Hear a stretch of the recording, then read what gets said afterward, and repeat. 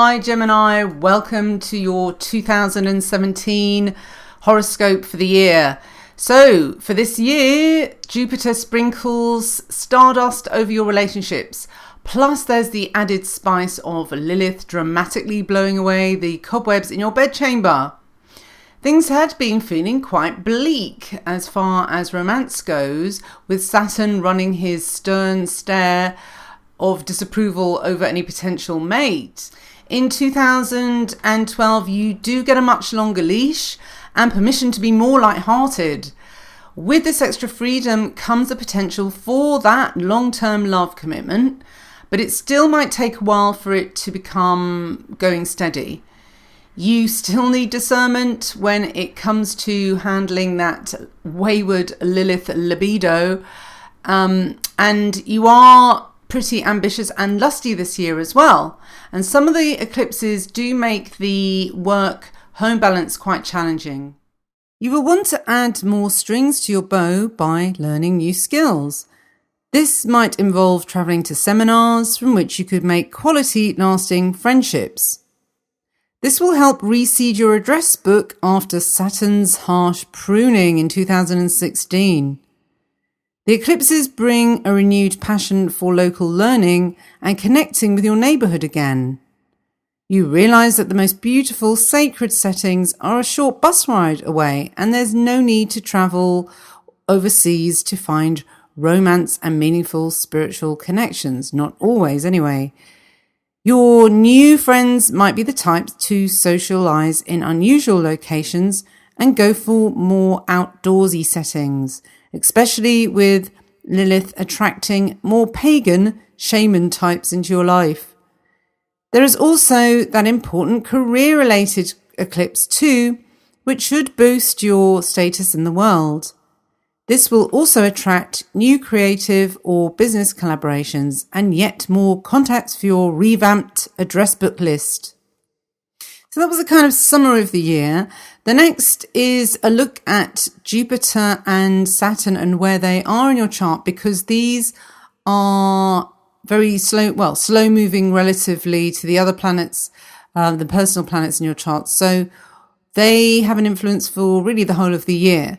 Now, first of all, we'll look at Jupiter in Libra, which is the benefic, and it is there from January the 1st, beginning of the year. It's already been in there since September of 2016, and it lasts till October the 11th of 2017.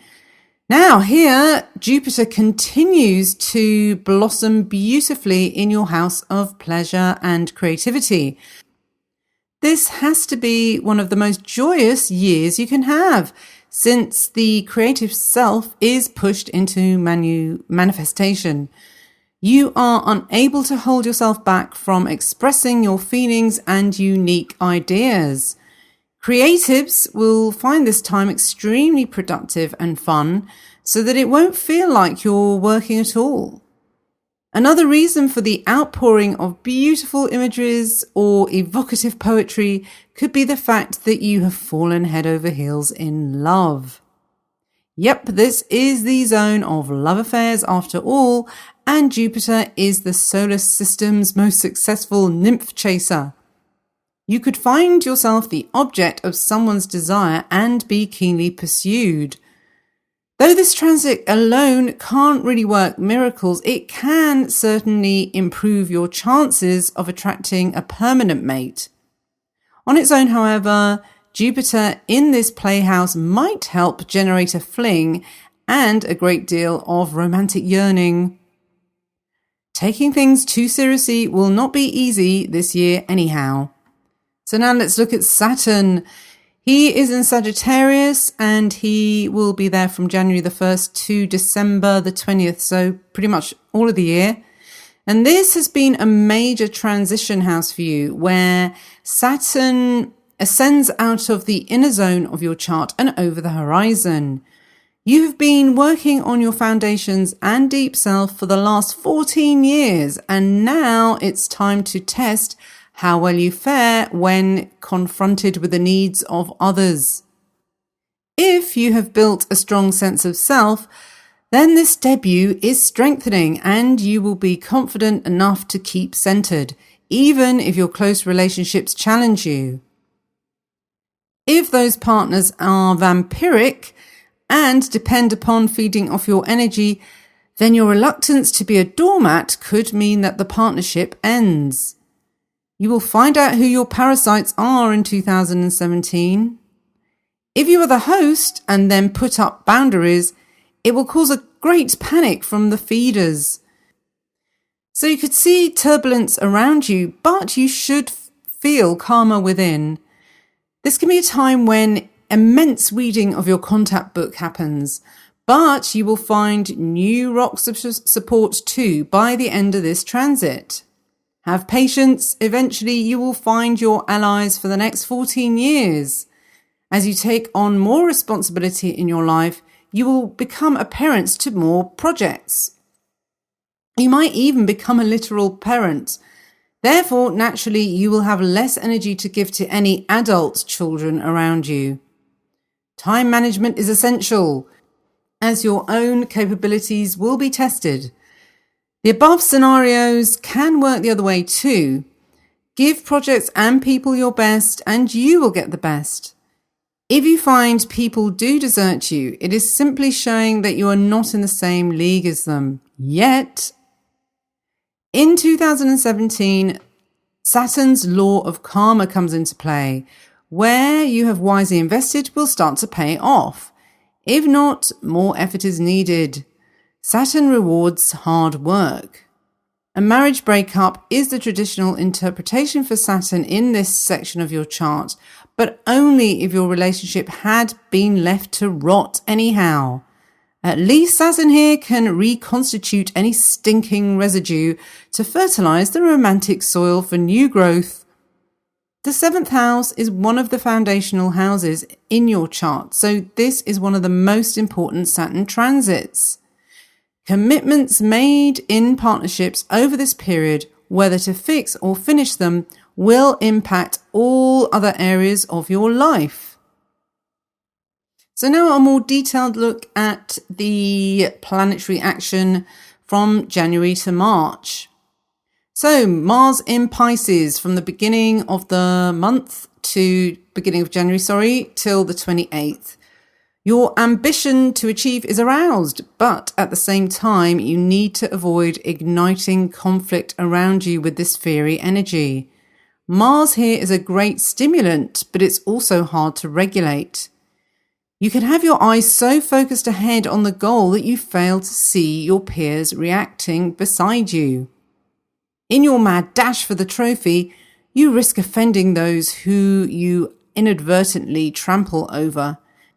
Yes, you might want the glory all to yourself, but is this solo prize really worth the upset? If you can align your goals with your co-workers' interests, you might find yourself the leader of a very successful team.